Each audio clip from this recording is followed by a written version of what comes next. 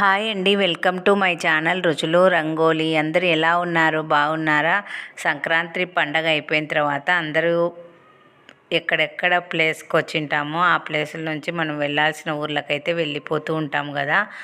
అలా వెళ్ళినప్పుడు వాళ్ళకి ఇలా రొట్టెలు అయితే వేరే ఊర్లకి వెళ్ళినప్పుడు ఇలా రొట్టెలు చేసి తీసుకెళ్ళడం కానీ, టూర్లకు పోయేటప్పుడు తీసుకుపోవడానికి కానీ చాలా ఉపయోగపడతాయండి.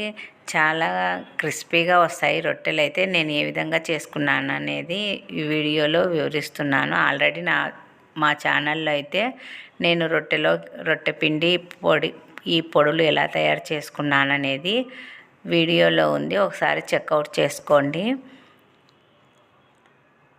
ఇలా నేను సద్ద రొట్టెలు నువ్వులు అయితే 1/2 కేజీ నువ్వులు తీసుకొని సద్ద రొట్టెలలో వేసి రొట్టెలు అయితే కాల్చుకున్నాను. రొట్టెలు చాలా క్రిస్పీగా ఉండడానికి మనము పుట్నాల పప్పు, వేరుశనగ ఇత్తనాలు, సద్దలలోనే మినప్పాలు వేసి పట్టించుకున్నామంటే రొట్టెలు అయితే చాలా క్రిస్పీగా వస్తాయండి.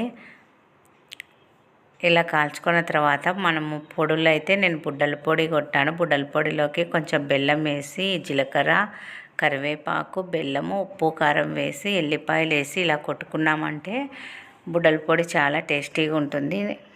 అలాగే నువ్వుల పొడి, నువ్వులు, బెల్లము, యాలక బుడ్డ వేసి నువ్వుల పొడి అయితే కొట్టాను. నల్ల నువ్వులతో అయితే నువ్వుల పొడి చేశాను.